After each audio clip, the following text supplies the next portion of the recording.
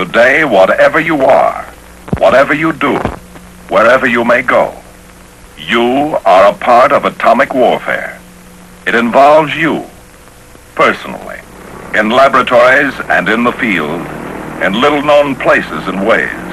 Units of the defense establishment of the United States are learning to work with atomic weapons, learning to strike, learning defense against the effects of atomic weapons. Blast, heat, light, radiation. Military units work continuously with the laboratories of the Atomic Energy Commission and their new weapon ideas. The services devise handling equipment and techniques that are practical and delivery methods that are deadly under any and all conditions of weather and warfare. 13 minutes from now, this airplane is going to drop an atomic bomb on your country. You will see it happen. You will know why. This is the record of military participation on an atomic test. Their objectives, their experiments, their results.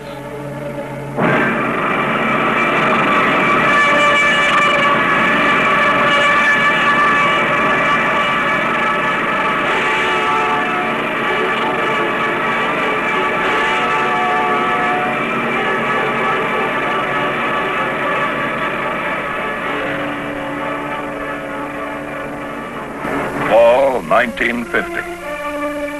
A fierce international war rips through a small country on the North Yellow Sea called Korea. Russia has successfully detonated an atomic bomb. Now the Alamogordo of the Ural Valley is a fact. Now more than ever before, the balance of international power rests with atomic energy, with weapons moving steadily from assembly line to stockpile, moving to hidden subterranean vaults to be stored, ready and waiting. But stockpiling alone in this day and year is not enough. We need to develop and produce a greater number and variety, and possibly even more powerful atomic weapons. Weapons tailored for specialized uses and targets. But like all new ideas and weapons, new atomic bombs, to be useful and practical, must first be tested. The Eniwetok Proving Ground is available, but problems of logistics make it difficult to run more than one test a year at this distant proving ground. What we need is a site closer to our stateside laboratories and available air support. Somewhere in the continental United States, close to home, a stone's throw from lab to testing field. But where? For a long time, as a matter of fact, ever since Trinity, men from Los Alamos had been eyeing the great barren stretches of the Southwest. This region, for the most part, fits the bill. Isolated from centers of population, with favorable winds, with the necessary consistency of soil and formation of earth strata below.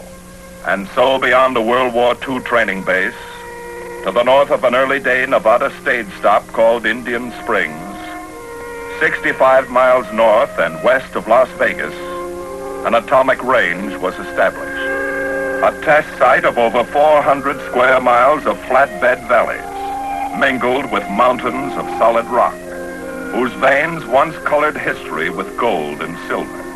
A range remote from civilization, isolated, forgotten as the names of the men who once made their fortunes here.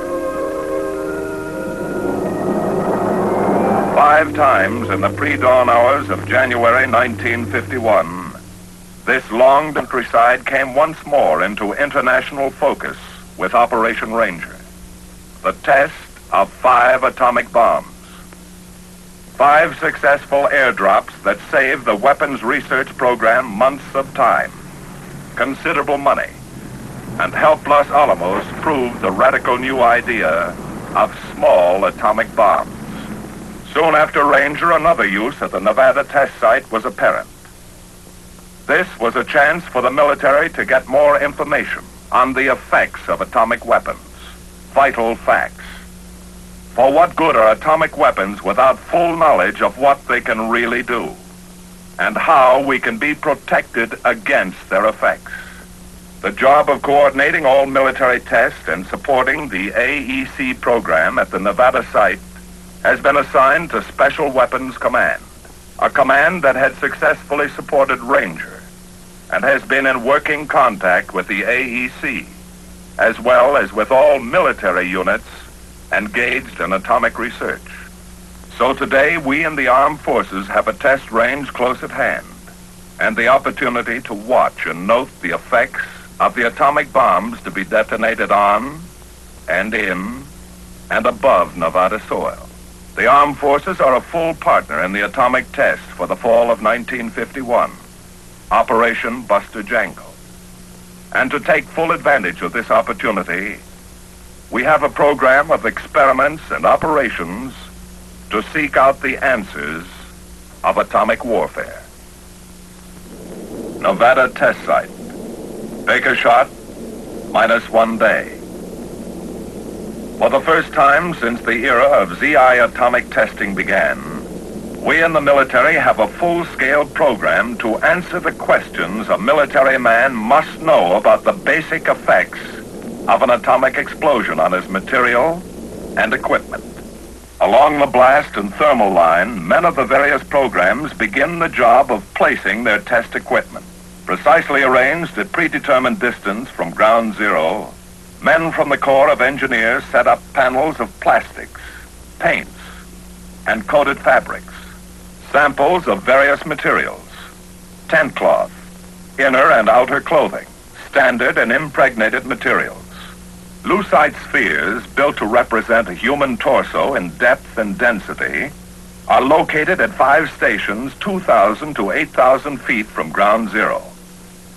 Film and crystal dosimeters at varying depths within the spheres will measure ionization produced by gamma radiation.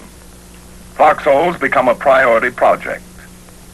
Open and closed foxholes are spaced from 100 to 2,200 feet from zero. Protected and unprotected structures for the individual soldier are instrumented with film packs, gold foil, and sulfur samples to record gamma and neutron dosage. How and when materials ignite has been tested in many ways, but never before like this. Trays of typical refuse from the forest floor like leaves, twigs, and pine needles are to be exposed. We want to find what thermal energy levels will ignite these materials, what effect the blast winds will have on continued burning. What could we expect if enemy bombs were dropped in our forest? Fresh limbs of trees and dry logs should help answer our question.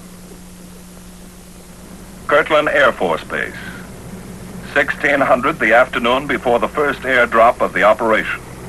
This is not a test of new loading or drop techniques by the Air Force. Every man, every piece of equipment, every technique has been thoroughly proven during many months of practice runs on everything from uncrating the test units to dropping them on test ranges.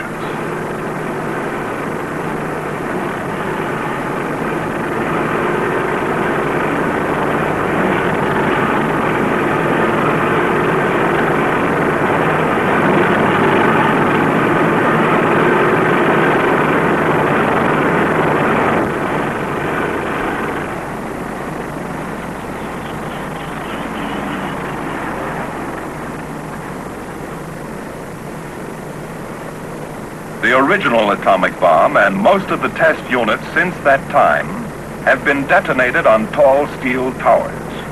The towers are costly and take a lot of time to build. On a test operation like Buster Jangle, the gadgets that produce the nuclear explosions are not, in most cases, stockpile bombs. They are laboratory components, arranged in new ways. They are test devices placed in a common ballistics case to facilitate aerial drops. For the men of the Special Weapons Command, whose everyday job is working with the problems of handling and delivery of atomic bombs, the precision requirements of Buster Jangle weapons are routine. A bomber positioned over a loading pit. A ballistic shape fitted carefully into a bomb bay. and an air crew to handle the thing in the air and drop it with incredible accuracy on a target in Nevada 12 hours from now.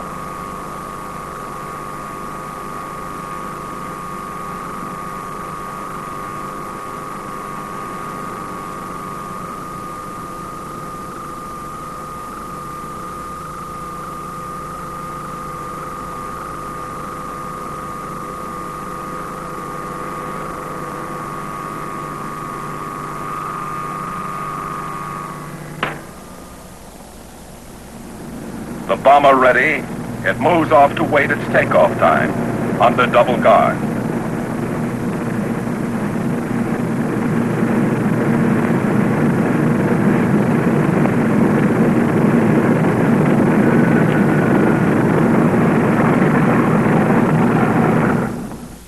Kirtland, Baker Day, 0100.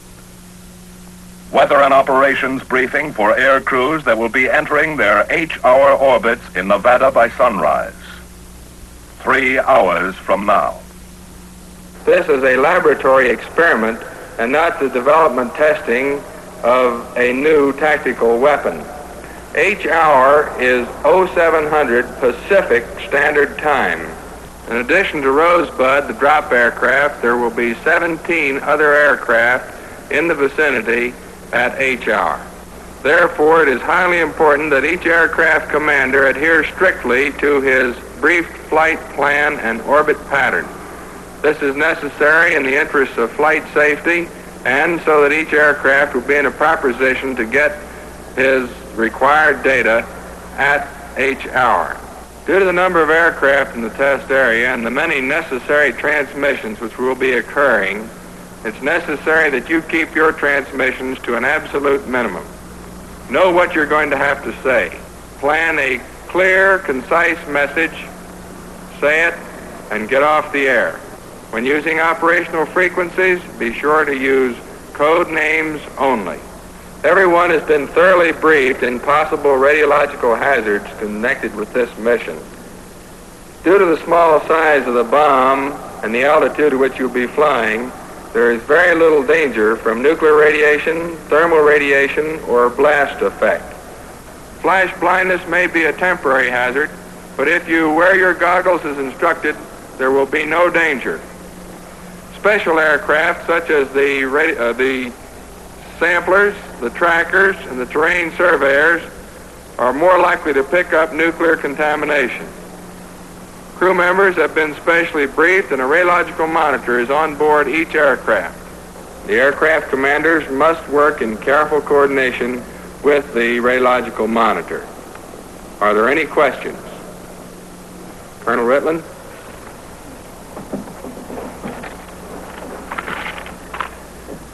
Gentlemen, the series of tests we are participating in today are unique in that this is only the second time that atomic bombs have been dropped within the continental limits of the United States.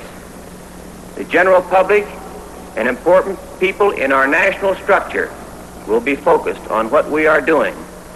It is therefore particularly important that we produce an excellent mission.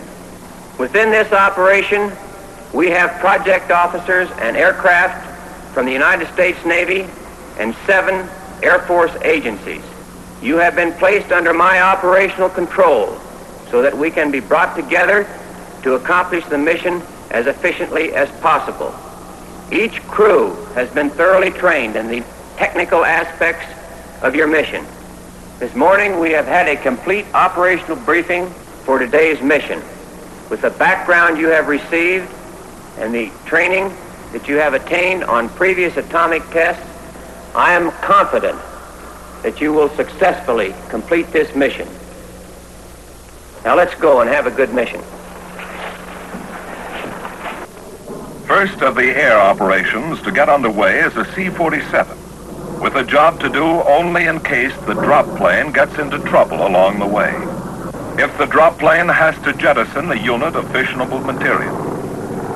These rad-safe, medical, and security men that make up the disaster crew will either land or parachute themselves to recover and protect the unit. The drop plane, Rosebud, is in regular communication with the disaster crew from takeoff to 0 hour. Hello, Bottleneck. This is Rosebud. Go ahead, Rosebud. Bottleneck, this is Rosebud. Airborne is 0215, proceeding on course. Roger, Rosebud. For the newspapers of the world, a headline rides in the cold belly of an Air Force bomber. Back at Kirtland, in what is known in the trade here as catfish control, in a very unspectacular routine way, every movement of that newspaper headline and all the other air operations for Buster Jangle are carried out under the eyes of men seasoned by the experience of other atomic tests, Ranger and Greenhouse. All this coordinated with the Air Operations Center in the control point at the test site. Here, the positions of every plane in the area are plotted continuously. Their orbits in the sky above the test site must put them in a definite place at the time of the shot, in order to ensure airborne tests the same kind of planned position in relation to the burst as the military tests on the ground. In the crisp air of this Nevada sunrise, a news headline is about to be born. A news headline and more. A great deal more.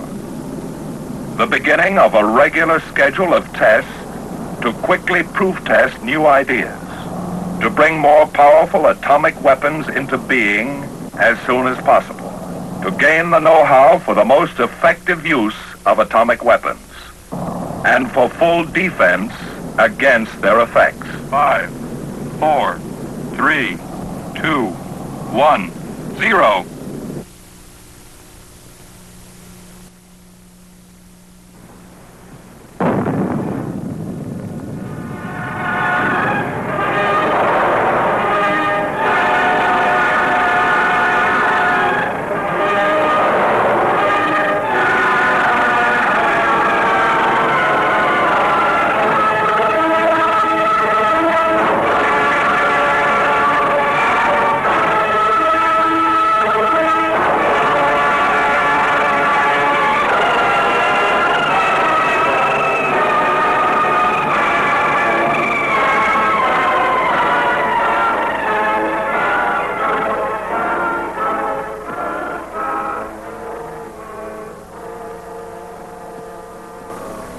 While the rumbling echoes of the Baker blast still race across the Nevada countryside, the first radiological safety monitors leave by helicopter to survey the radiation levels in the target area and around the test setups. As their reports come back that the area is temporarily clear, the military effects people can move into the blast area to recover their samples. The Forestry Service men find the once solid log has become but a shadow, nearly vaporized by the great heat. The trays of forest fuels present an interesting pattern. Some gutted by fire, others virtually untouched. The paints, plastics, and fabrics have visibly recorded their response to blast and heat. Some of the panel racks lie twisted and broken on the ground, while the sections of material show the effects of thermal burning. Charred and blackened bits of equipment will become valuable data after study by our technicians. Woods and metals of various designs form the basis for a series of experiments on the geometry of thermal burning and their effects on backing material. So the Military Effects Test Group remains a vital cog in the machinery of atomic testing. Charlie Day. H minus 12 hours. We in the Military Biomedical Group begin the task of readying our test animals. These are the standard animals we work with daily in our laboratories. Knowing and working with them, we find that in many ways they are affected very much like humans when exposed to an atomic detonation. So these are our instruments, perhaps the most delicate of all instrumentation used during atomic tests. We completely anesthetize them for their mission at each hour. Our objective here is to correlate laboratory and field testing and determine the reliability of knowledge gained in our labs. to extend our information on the effects of thermal and nuclear radiation on skin, lungs, blood, the muscular and nervous systems. We can apply this data to the response of humans under similar conditions. Quite a difference here from a dusty coral road on Peleliu, the hedgerows of France, or a desert trail outside El Alamein. But beneath this desert floor in Nevada lies a minefield. A full variety of mines are buried here to give us much-needed information on the effects of an atomic explosion on emplaced mines under combat conditions. At Kirtland, another test device is loaded aboard its special transport, Rosebud. Not a weapon, but a theory. An idea in a ballistics case. Another step in atomic energy enterprise. Perhaps another way to increase the yield of the stuff atomic bombs are made of. The test site ready, the valley where the tall mushrooms grow is left to spend the night before the shot, alone. Operation Buster Jangle, Charlie Day. How's the shoot check? Fine. Okay, sir. You gather around for briefing.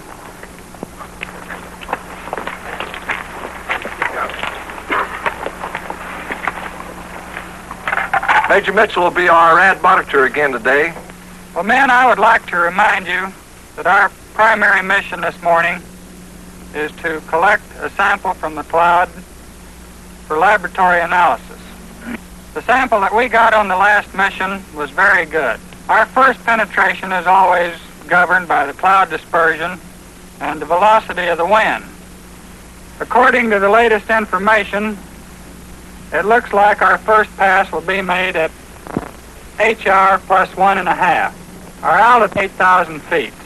The communications gem that we used on the last mission worked out very nicely. I would like to continue to use them. Would also like to remind each of you to hand me your film badge at the completion of the mission. That's all, Jim. Mitch, I'd like to add a thought to your briefing. We have a second mission to perform in this aircraft, and it's a very important one, at least as far as the Air Force is concerned. We're going to prove to everyone who has to do it that they can fly in this stuff and remain in this stuff as long as they observe a few safety precautions. When we are in the area around the cloud, the monitor will be the boss of the aircraft. Fellas, up to now, we've had 2 very successful sampling missions in our favor. You've all been briefed on the amount of radiation you can get and still be on the safe side. I'd like to assure you that you will never get enough radiation on the inside of this aircraft to give a thought to the consequences. Are there any questions? Yes, sir. Is the special exit procedure when we get down the same as it was on the last mission? The exit order will remain the same. Let's try not to touch the outside of the aircraft. And let's get over to the Rad Safe Center as soon as we can. Marvin, do you have your logs? Sure, Jim. I'm ready to roll. Okay, let's get aboard.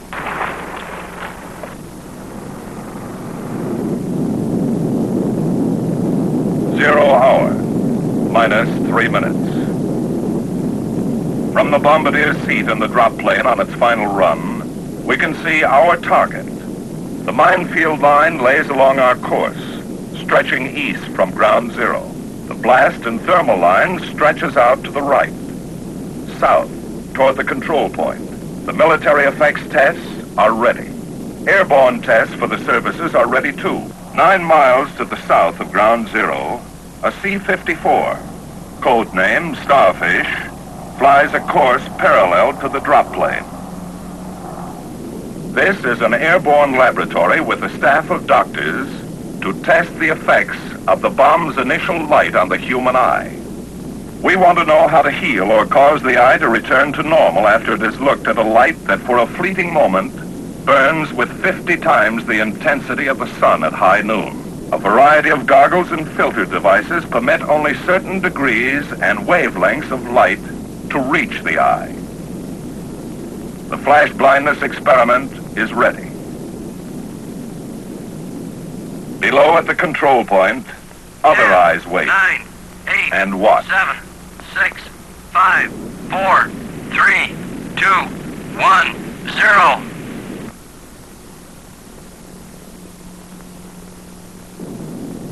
The men and doctors set about their study of flash blindness. Out of this experiment will come considerable specific knowledge about protection and treatment for men of the armed forces and the citizens of their country. All of this even as the Charlie cloud continues to boil. As the cloud begins to drift and roam beyond the test site, high priority is given to the earliest possible recovery of some experiments and data, like the animals of the military biomedical experiments. When the OK from RadSafe is received, we move in rapidly to collect our animals.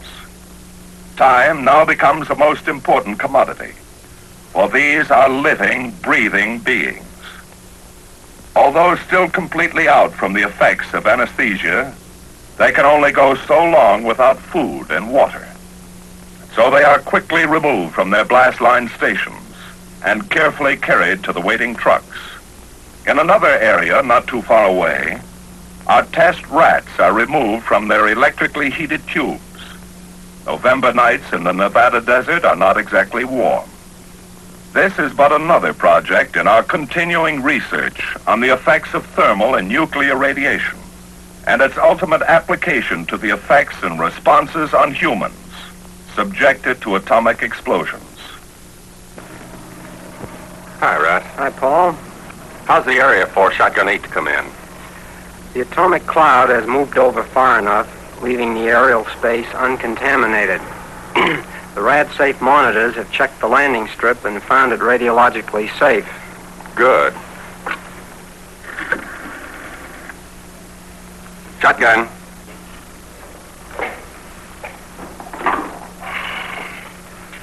Shotgun, Wilson.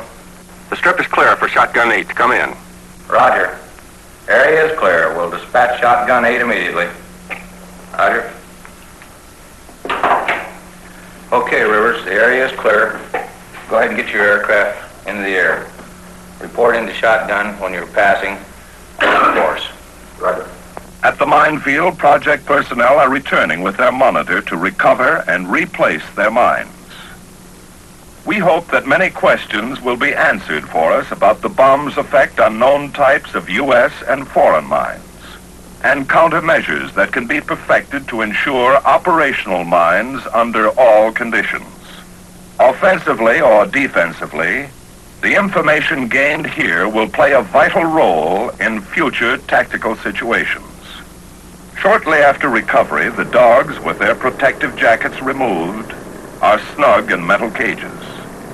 They're on their way to meet Shotgun 8 for the trip by air back to their home laboratories.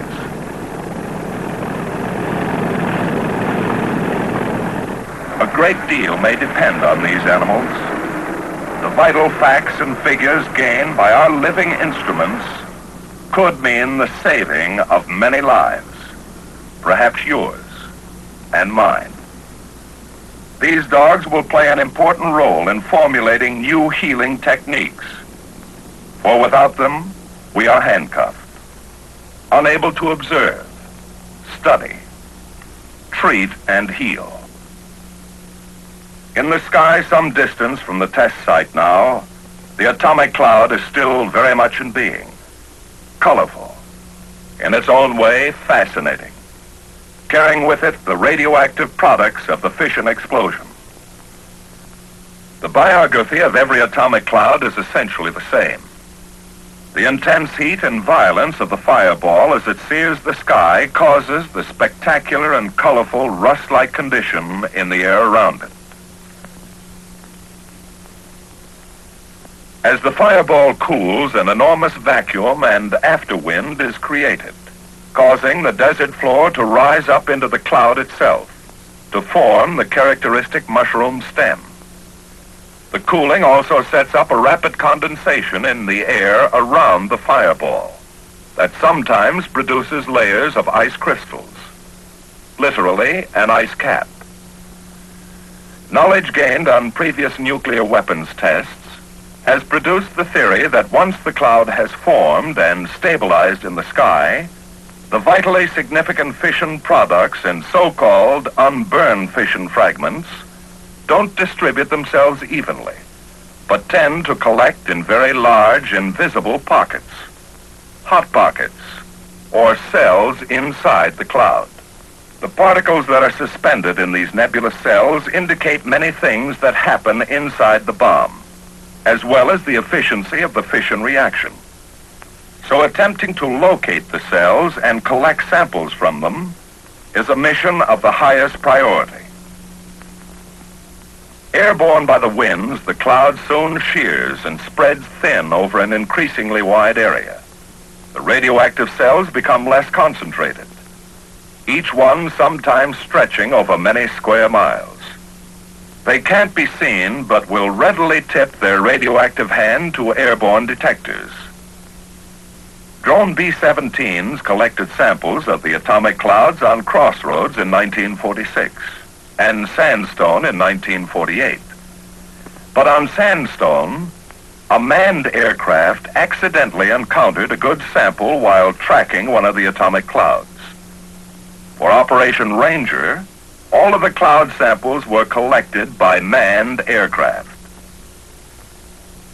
On Greenhouse, the test at Eniwetok in the spring of 1951, samples collected by manned aircraft equaled those gathered by drone planes. So manned samplers now have their permanent place in nuclear weapons testing, very probably replacing the pioneering drones entirely.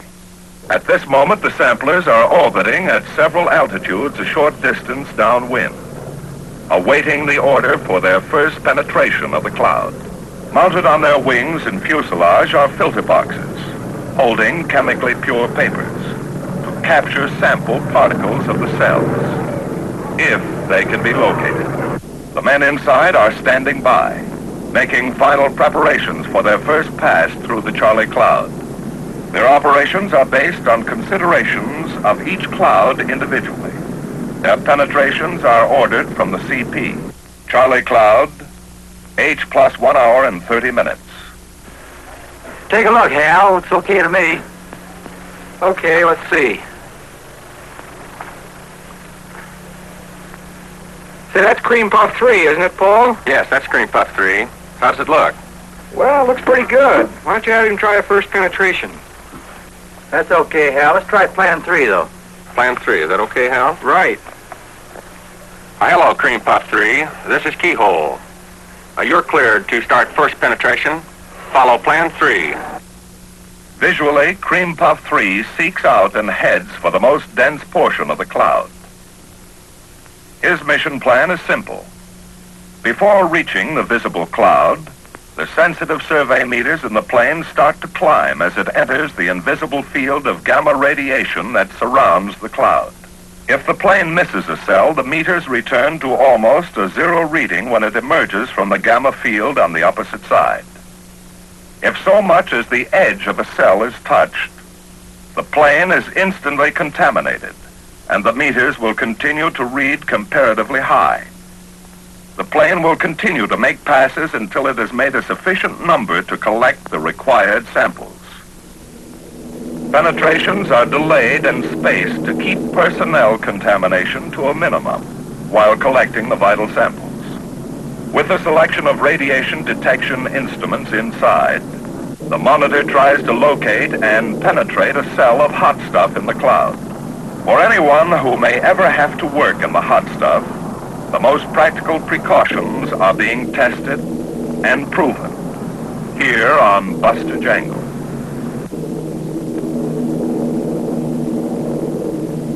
Keyhole from Cream Puff 3. First pass at Fox Jig. Ticket 600. Cream Puff 3, this is Keyhole. Proceed with your second pass. After an atomic cloud sampling mission, the skin of an airplane is highly radioactive. Buster Jangle has provided further opportunity to proof test several solutions to the problem of a short and easy method of cooling off contaminated equipment. RadSafe monitors keep a regular check on the planes. In a few hours, the plane can be sprayed down with a special detergent known officially in rad-safe circles as grunt. On earlier atomic tests, such as Crossroads, decontamination of the sampler aircraft was an unborn science. The planes were sometimes abandoned for many months to cool off in nature's own good time. The experience gained and the quality of samples collected by these planes in the course of Buster Jangle proved that jet aircraft can get the required samples with less personnel exposure. An aircraft that has become heavily contaminated from working inside an atomic cloud can be cooled off, made radiologically safe, and ready to fly another mission in 24 hours.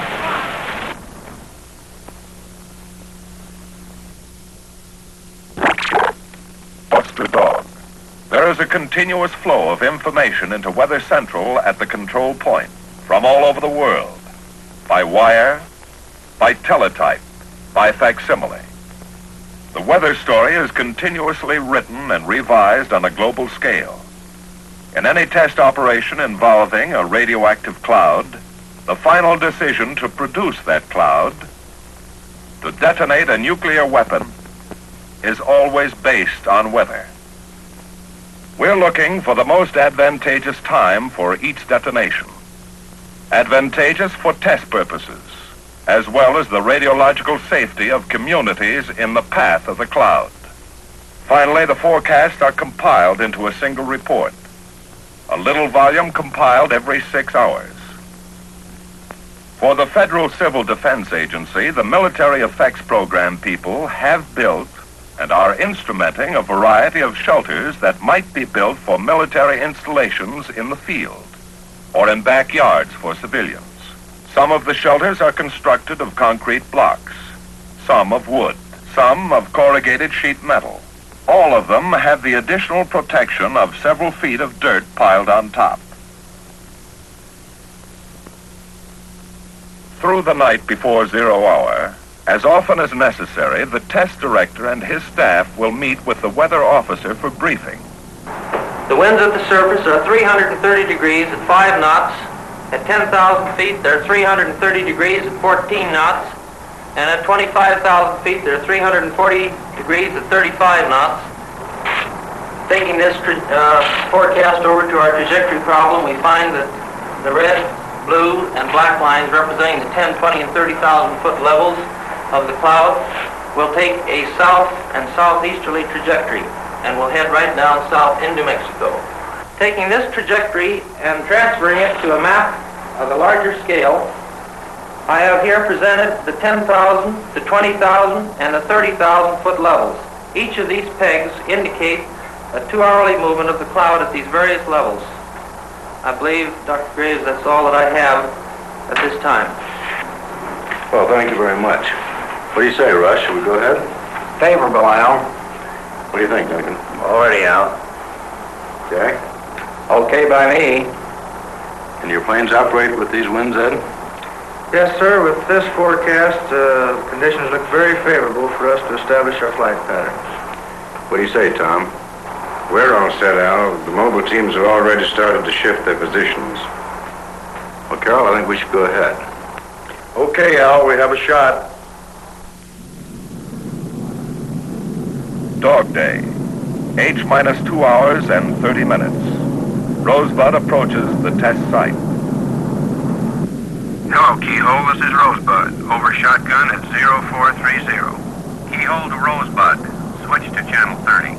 Keyhole, this is Rosebud. Going to channel 30. Now, on the very high-frequency radio channel, a test site in readiness focuses its operations on the reports that come down from the dropped plane.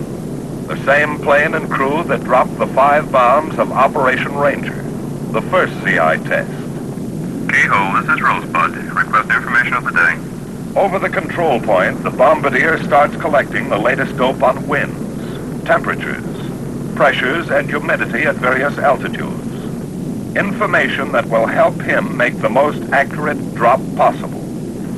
There's a lot of work to be done before bombs away.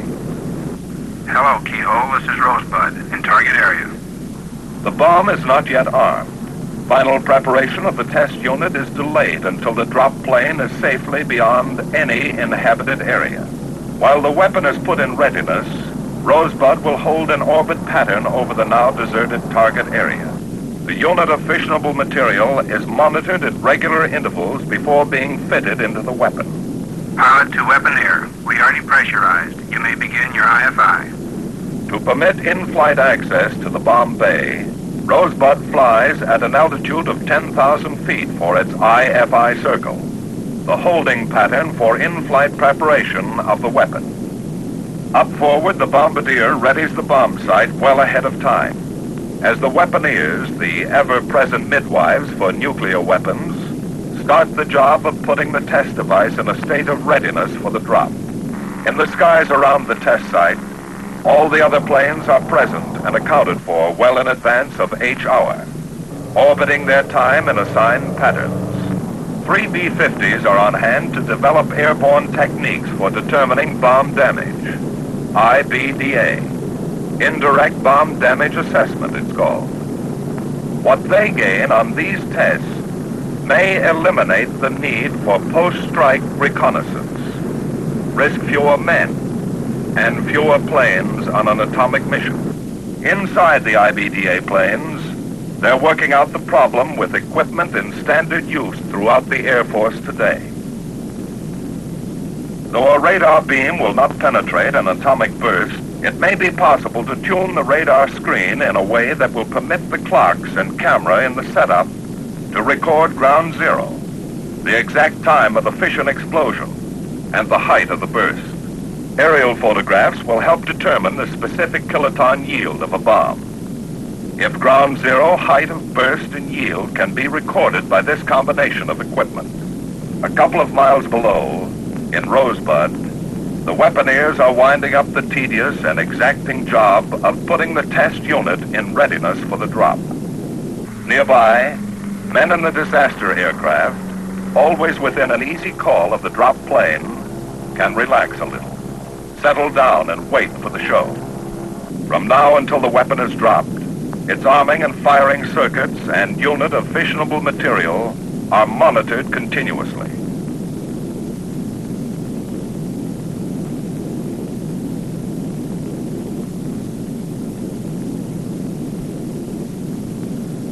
Pilot the engineer. Give us a climb power setting, please.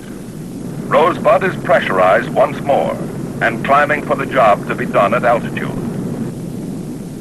Tadpole 1, this is Rosebud. Go ahead, Rosebud. This is Tadpole 1. Request winds at altitude.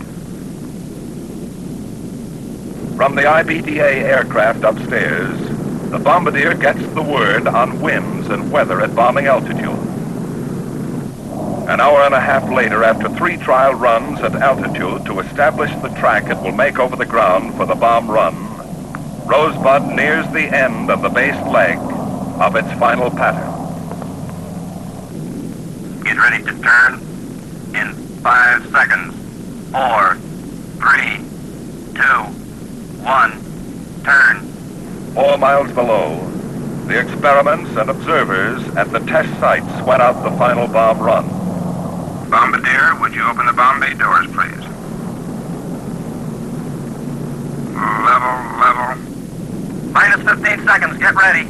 The entire operation now waits on the skill of this man.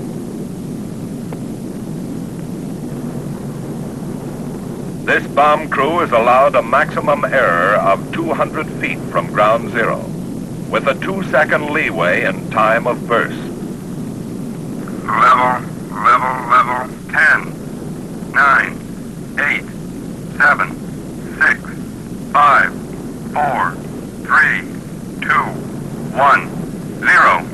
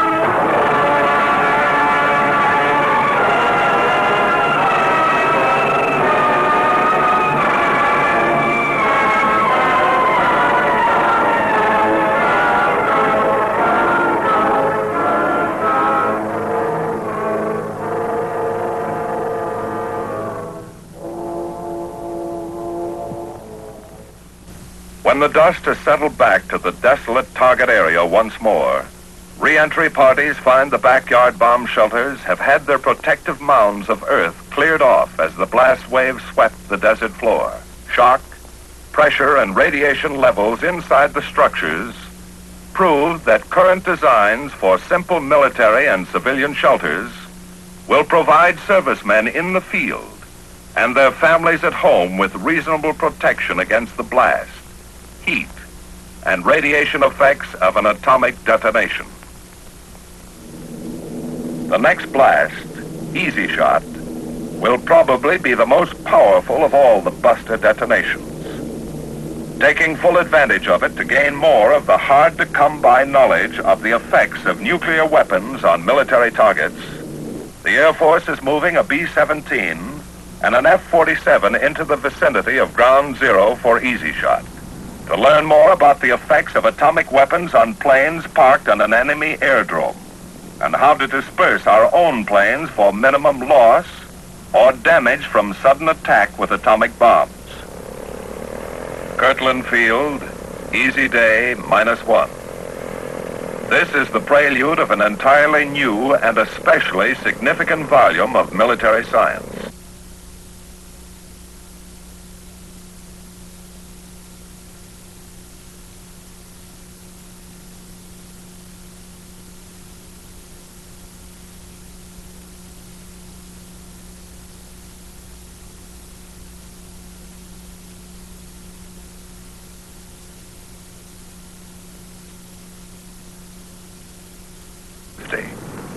So this will be the first live nuclear weapon in history to be dropped from a jet aircraft. The secrets of the bomb have been and continue to be our most guarded secrets. In all our atomic energy enterprise, there is no priority higher than preserving the security of those secrets. It's a physical thing like guards and passes and security screens, and it's an individual thing in the minds and hearts of men. In an atomic test, as in the everyday duties of those who work with nuclear weapon development and technology, security is the highest obligation and responsibility. Oh, that's fine. I'm glad it's all set. Okay, Sid, we'll be seeing you. Goodbye. Mac, that was Sid Newberg over at AEC. He's got some information he wants to talk over with us tomorrow morning. Before we leave, Colonel, here's a essential elements of information report that came in just before you got here. I think we've got time to go through it if you'd like. Yes, I think we should, Mac. With another shot coming off in the morning, it's good to know these things.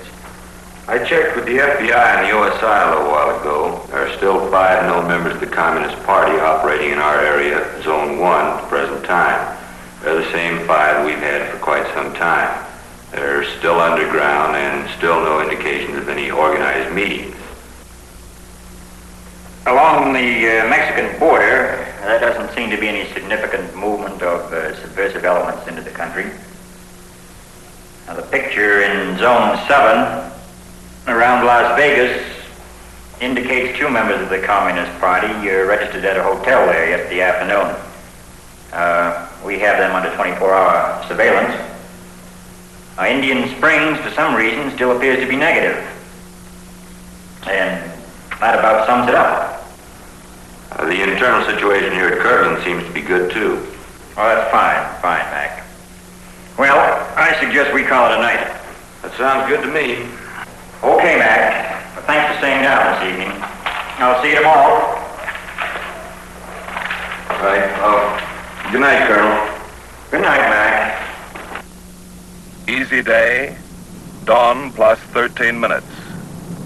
Ground Zero in Nevada is only minutes away from Kirtland in the jet delivery wagon. History is airborne.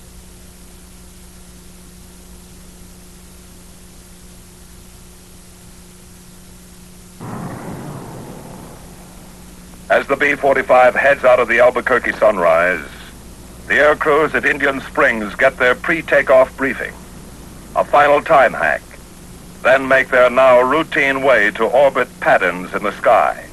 to sweat out the last detonation of the buster phase of this operation. 0 hour minus 30 seconds. B-45 Rosebud is on its final run to its target and to history.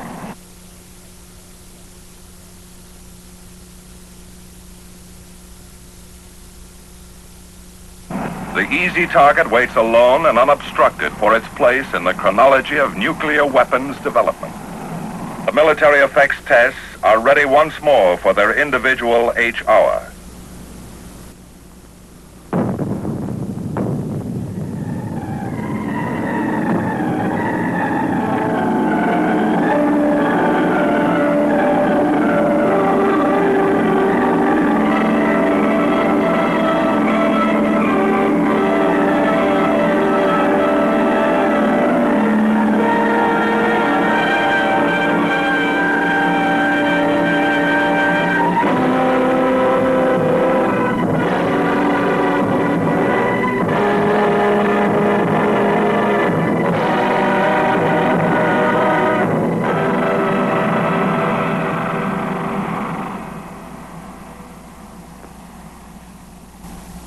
A few hundred yards from Easy Target, a couple of Air Force projects bear mute testimony to the effects of the bomb on aircraft parked in the vicinity of Ground Zero. From study of these wrinkled skins, broken ribs, and backs, may come more positive knowledge, not only about dispersing planes on the ground, but about operating aircraft in the vicinity of an atomic blast. One by one, the military effects test setup open for re-entry. Takes to collect preliminary information. As early as possible, the Army engineers are going to put some of the samples from their water supply experiment through a system of filters and pumps to try and develop a practical system for making contaminated water usable once again for cooking and drinking. Water being as hard as it is to get many times, men in the field may depend on the techniques developed on Buster Jangle for their survival someday. In the Air Operations Center at the control point, plotting teams stand by once more to map out the reports from aircraft on the various activities and conditions of the atomic cloud. From the ground, the movements of the cloud can only be observed for a limited time. In the air, it can be tracked over great distances visually and with sensitive counters. Nutmeg 1, this is Keyhole. You are cleared off orbit at briefed altitude to start your operation. The tracker flies a crescent orbit around the leading edge of the cloud at a horizontal range of about 20 miles. As with each type of air operation, there are several trackers flying at different altitudes, keeping track of the different layers of the cloud as it shears and moves with the winds of different direction and speed. Inside, ultra-sensitive ion chambers and scintillation counters maintain a continuous fix on the cloud. This kind of work will help make future predictions of cloud shearing and movement more accurate, and provide the Weather Service with a means of studying wind currents and dispersion that was never before possible. Regular 10-minute reports are sent to the radio operator, who relays it to the plotters at the control point. Flying now beyond the range of the special very high frequency channels normally used for communications on Buster Jangle, the message goes by key to the decoding operator in the Air Operations Center. Keyhole from Nutmeg 1, Able 1, Baker 8, Sugar 35, Charlie 101, Dog 0, Easy .1, Fox 240. Information reported by the trackers also helps civil and military authorities throughout the country determine areas and altitudes in the path of the cloud that should be avoided by their own air operations. King 249, Love negative. Nutmeg 1 from Keyhole. Roger, you're Able 1. Here's our first report.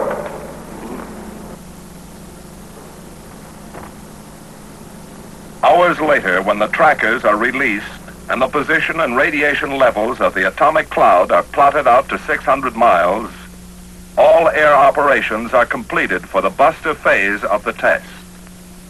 The night following Easy Shot is only an interlude. Tomorrow, the people at the Nevada test site move in force to prepare for the jangle phase of the operation. Never before have the armed forces had a site of their own and nuclear weapons to detonate as they wish. Never before has an atomic bomb been detonated on the surface of the ground or deep in the earth itself. One of the big questions that may be answered by the jangle phase of the operation is the value of including contact or penetration weapons in our atomic stockpile. We have 2 nuclear weapons of our own test site, installations, and programs formulated over a year and a half by the Armed Forces Special Weapons Project under the code name of Windstorm. The jangle phase was originally planned for the remote island of Amchitka in the Aleutians. For reasons of geology and weather, it was canceled in Alaska and moved intact to the more ideal environment here at the Nevada test site. For the first of the 2 shots, the weapon will be detonated at ground level. The second will be placed 17 feet below the surface and covered to simulate the conditions of an actual ground penetration. A weapon detonated on or in the ground will undoubtedly produce a shock wave in the earth itself. But how much? How far? What will be the effect on the foundation of structures, on the earth itself? By instrumenting shafts of several depths in the ground, we hope to learn the story of blast and shock moving through the medium of earth. We want to record the acceleration and degrees of pressure in the ground. In other words, how will the effects of these weapons differ from an airburst? What will be the amount and extent of radioactivity? How long will the ground area remain untenable from the unprecedented amount of radioactive fallout and residual contamination? A multitude of collectors, film badges, radiation detection and recording instruments at various distances from ground zero may give us the radiological story of the surface detonation. Another part of the story will be written in the work of the Army's water supply decontamination and purification experiment. To compare the effects of a surface blast with an airburst, many of the military effects setups used on the buster shots are being duplicated. We're going to test every conceivable type of presently available military field clothing and future materials that may be used for radiological protection as well as utility. After 2 years of work by the Armed Forces Special Weapons Project to get the most information for the time and dollars spent, the all-military part of the Buster Jangle operation stands ready. Minus 30. In the main control room at the CP, a network of clocks and timers are set in motion to warm up instruments, fire the weapon, and set the experiments and recording instruments in operation, each in a sequence that is precise to 10 millionths of a second. Minus 15. 10, 9, 8, 7, 6, 5, 4, 3, 2, 1, 0.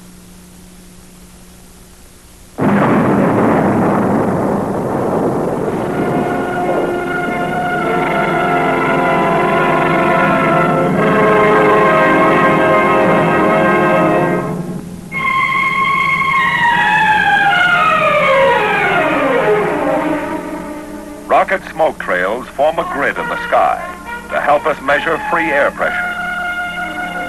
Radiation levels here are high, much higher than if this had been an airburst with winds to carry a great deal of the hot stuff away that had been left over or produced by the explosion.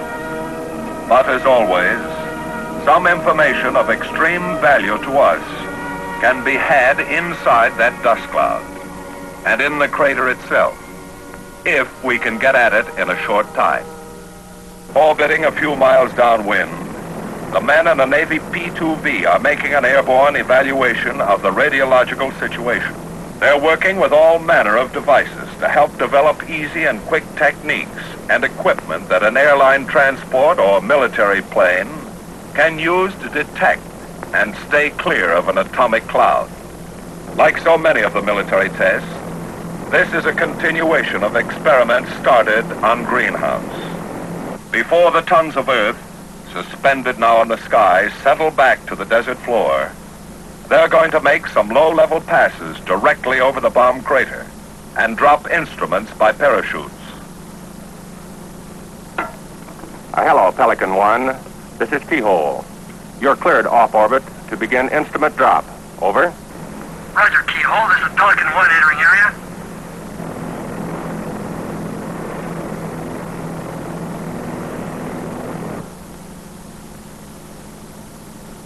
The men in the P-2V are the first to approach ground zero. With their instruments, they will record the first chapter of the radiological story in the target area and bomb crater. Instruments are parachuted into the area, which send back to the men in Pelican 1 a telemetered signal of their findings. The answers to radiological questions from the interior of the dust cloud that still hides the crater from the eyes of anxious observers. In a little while, ground monitors mark off the outer limits of personnel re-entry to the blast area and the distant surface shot crater. But there are some samples of soil from the fringe and interior of the crater that will be of the greatest value if they can be gathered up before they run the limit of their radioactivity. The eyes of a few men are going to get a close view, now, of this hole in the ground that once was ground zero. To make this possible, Army weasels, drone weasels, are warming up now for a sample collecting trip into the crater area. Sample gathering by remote control, observed and accomplished through the use of television. Mounted on the front of the weasels are compact television cameras that can be made to move in any direction, like the weasels themselves.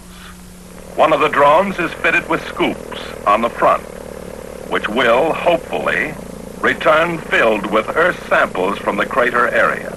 They travel their own private road from the remote control station to the mound of Earth that circles the surface shot crater.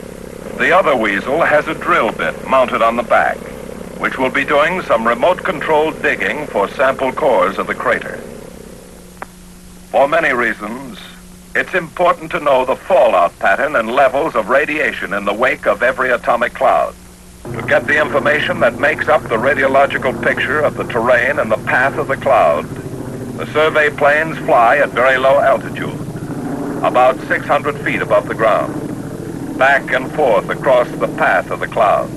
They avoid the cloud itself, but have special filters loaded to catch invisible samples of fission products that might be lagging behind the cloud. They can monitor the terrain with ultra-sensitive detection devices, like scintillation counters, beta-gamma survey meters, and air conductivity instruments. Pieces of the picture are called in regularly, every few minutes to the plotting room at the control point. Gopher 2 to Keyhole, cable 1-2. Charlie 1340, dog 14, easy 8000, Fox. Ground monitors are standing by to move into any areas the terrain survey planes may find to be potentially hazardous hotspots, after reworking them first from the air. Request permission to rework areas dog 14 and dog 15. Gopher 2 from Keyhole. Roger, you're able 1-2. Affirmative. Rework areas dog 14 and dog 15. In time, the sugar site will be cleared for the kind of detailed study we want to make to evaluate the effectiveness of an atomic weapon detonated at ground level. For one thing, we hope from the knowledge gained on tests of the open and closed foxholes that a doctrine on the development of protective shelters for combat troops will be evolved, giving effective protection from blast, heat, and radiation for soldiers in the field. Now the push is on to get ready for the final phase of the Buster Jangle operation, the last shot. It's going to come off 2 miles to the north of the surface shot crater at Uncle Site, location of the underground shot.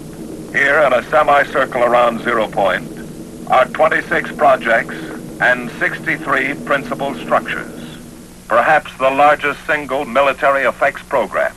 Once again, as in Greenhouse, the program is a joint one.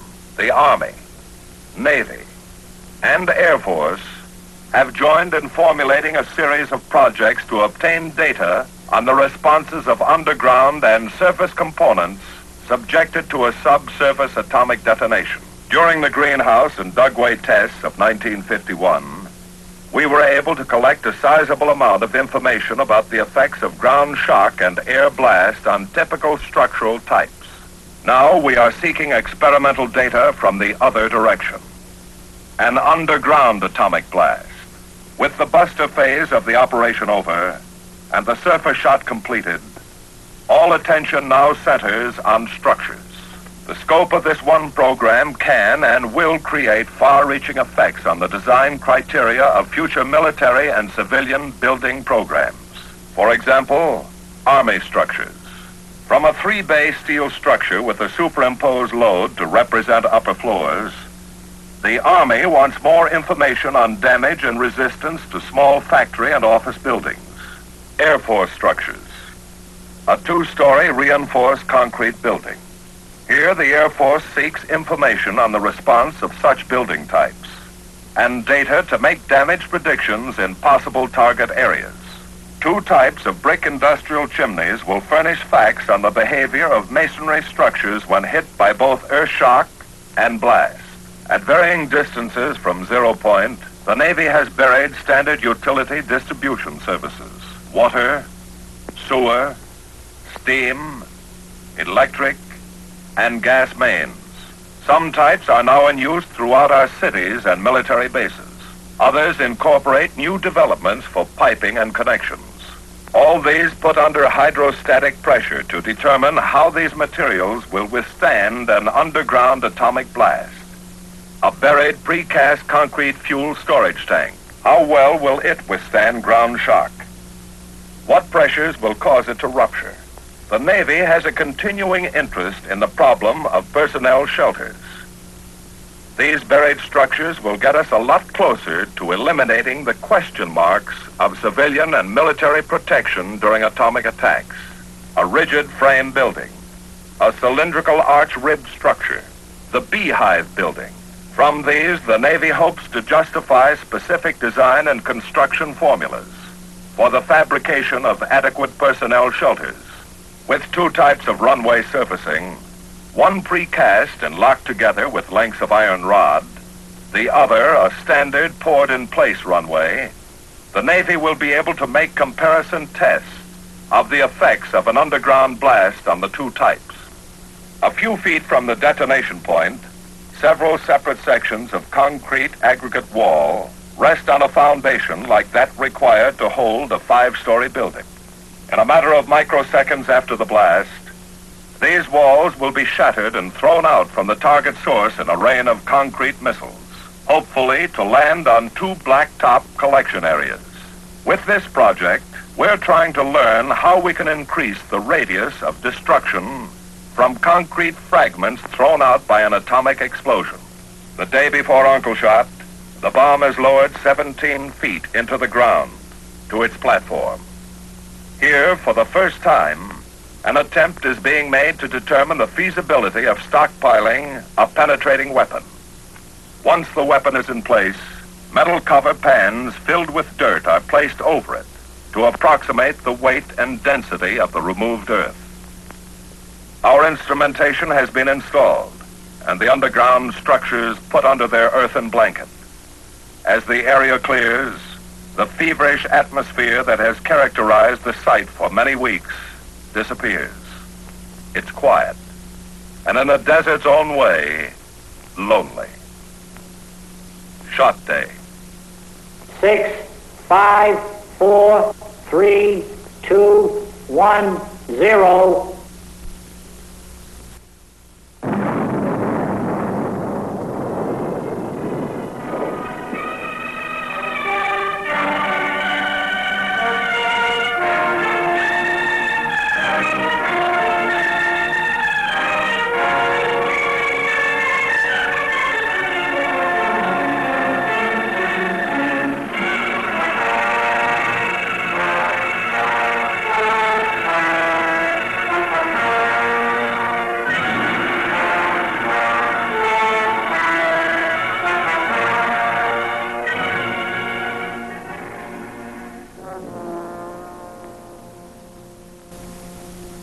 Once the flash and dust of the underground shot becomes a thing of the past, and it drifts far away from the ground zero crater, preliminary ventures are made into the area by monitors of the rad-safe crew.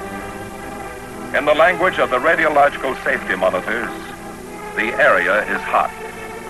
Too hot for any immediate full-scale recovery work.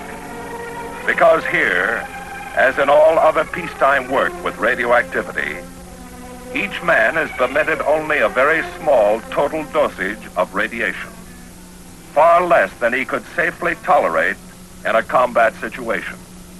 These men know radiation.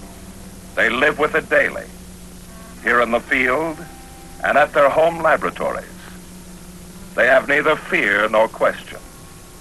They just treat it with respect and observe a few simple precautions. Structures appear virtually untouched. Others are shattered and broken by the blast. The buried structures, of course, will remain as they are until we can return in full force to collect our data. For the time being, all we can do is be patient and wait for the radiation level to lower to a safe degree. Once it does, we will gather our facts and data and return to our laboratories for further study. This is a continuing job, this business of atomic testing.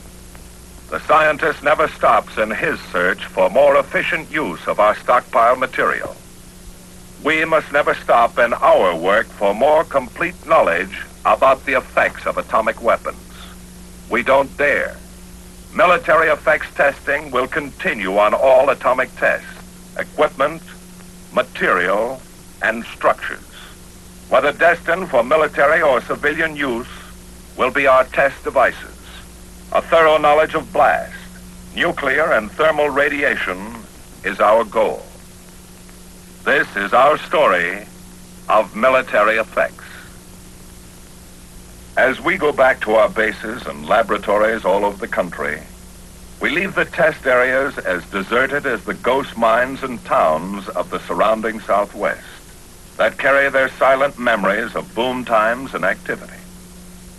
But there's a difference. This remote valley in Nevada is going to come to life and history again, several times a year. There's much to be learned. Our job here has only begun. We realize this even more when we get back to home base with our instruments and data, and have the time to study the results of Buster Jangle and evaluate the next set of military effects programs, and the next, and the next.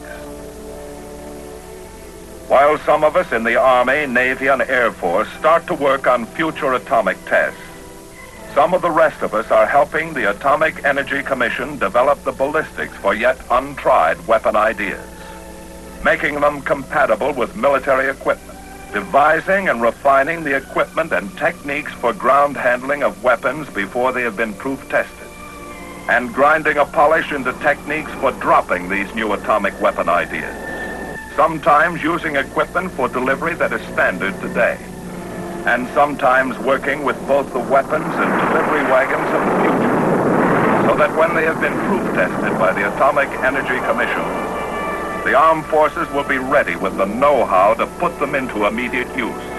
Combining this knowledge and confidence with the experience gained in operations like Buster Jangle in working with the effects of atomic bombs.